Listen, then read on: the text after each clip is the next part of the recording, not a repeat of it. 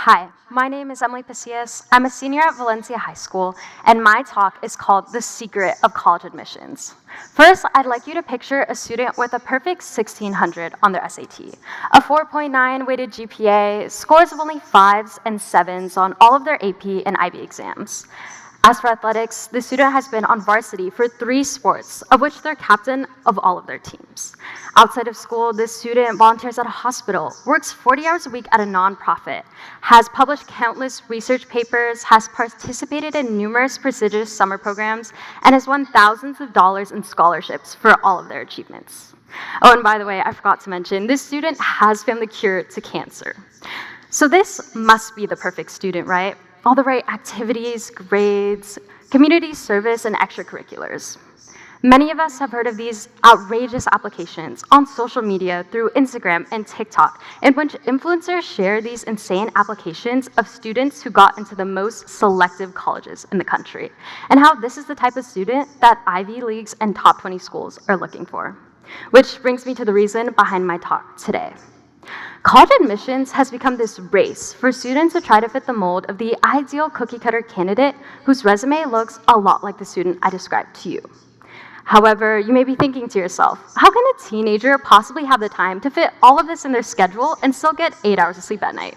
And the short answer is, they don't. According to Polygens, studies have shown that student burnout rates have increased from 7% in 2012 to 18% in 2021. Thus, this insane applicant isn't achievable without sacrificing one's mental and physical health in the process, and can also breed rivalry among students. Due to students trying to fit this same mold, students can stop seeing themselves as peers and classmates and begin to see themselves as each other's competition for a spot in one of these top colleges. And when this happens, school can become this toxic environment in which students are constantly measuring themselves up against one another and making themselves feel lesser because of it. And I know this all too well, as I've dealt with comparison throughout my entire high school experience. And let me tell you, it sucks. Despite my own accomplishments and successes, I had always likened myself to students that I thought were smarter than me, more accomplished, and just more worthy of the colleges I wanted to attend. And this pressure of trying to measure up loomed over me for my entire high school career, and I was faced with a lot of the same self-doubt that many other students face due to this behind feeling. Have you ever been on LinkedIn? If you hadn't felt behind before, this is a scary place to be, since students post all about their internships, activities, accomplishments, and just everything relating to their academic journey. And if you spent enough time on this website, you'd begin to feel like you've done nothing significant with your life. In the same way, students are made to believe that if they didn't start working towards an Ivy League or top 20 school since practically kindergarten, that they can't possibly have all the accolades they need by the time they graduate. So for the rest of us that weren't worried about college until a freshman, sophomore, or even junior year, we're thrown into this frenzy of trying to make up for all this so-called time that we lost from enjoying our high school experience and making memories and friends. Thus, kids can feel guilty for having fun and not constantly worrying about college, which can breed this really obsessive relationship with trying to get into college. And this guilty feeling has also been a big part of my high school experience, as I have made choices that I thought were getting me closer to my dream school and prioritizing my future, but they were actually just compromising my health as a result.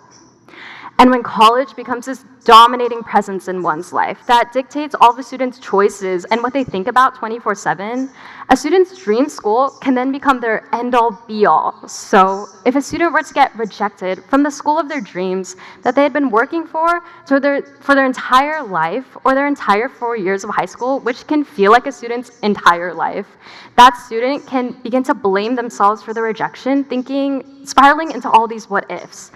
And that could just lead to a really hopeless mental space.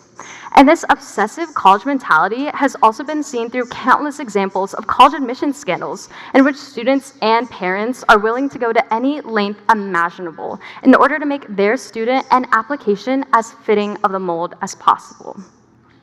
Society's culture around college has made students feel that if they don't get accepted into a certain school, that they have no way of being successful in the future and later in life. which you could see would motivate such kind of behavior as college admission scandals.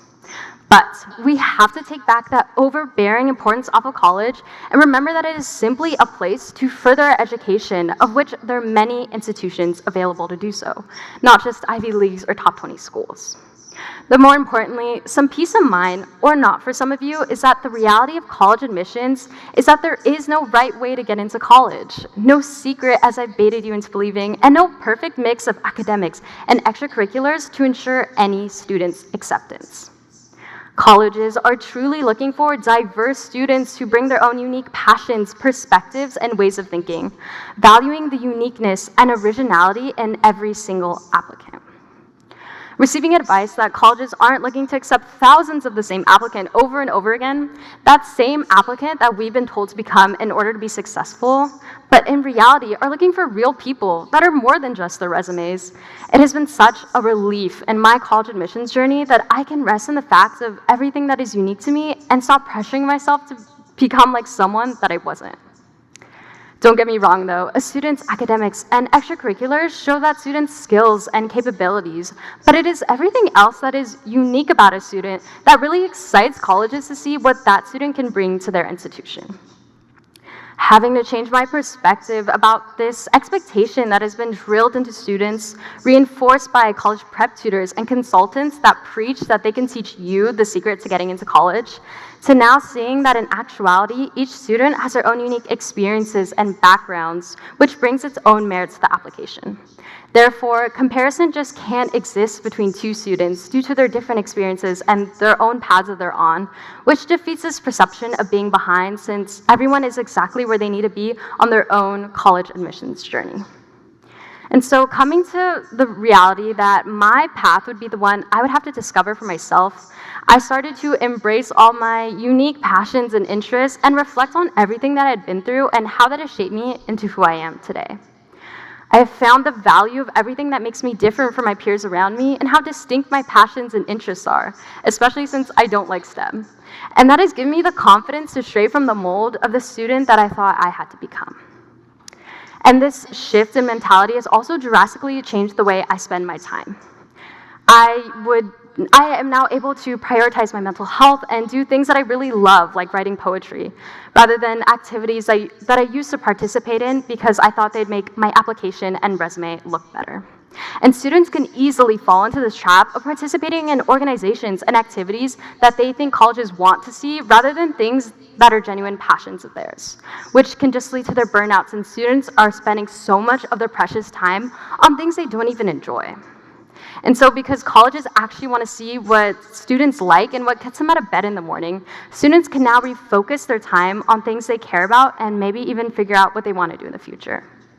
And because of this, I've been able to forge my own path away from the students that I was attempting to mimic, which has allowed me to become co-editor-in-chief of our school's newspaper, has gotten me an internship with a local magazine, has helped me discover my passion for poetry, and has helped me set this goal for myself to write a novel in the future.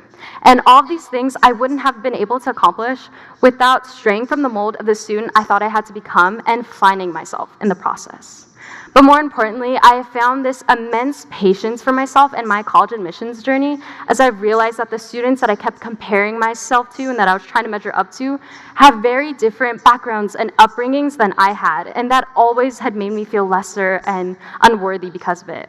But now I realize that I'm able to celebrate all my successes, the little ones and the big ones, and feel proud of how far I've come to even feel worthy of higher education that I'm pursuing. Though this may be disheartening to hear, and take in the fact that there isn't an exact equation or formula to get into college like many students hope there is, myself included, it is this focus on oneself rather than trying to be like someone else where students and myself can truly find what they want to do with their lives and what motivates them. So the next time you start to look to the person on your left or on your right, or you're scrolling through LinkedIn and you begin to feel discouraged by someone else's amazing accomplishments, remember that it is your path and your unique experiences which makes you stand out, and only you can forge that path. So embrace all your unique interests and qualities, and remember that in the end, college is only one part of your journey of life, not the destination. Thank you.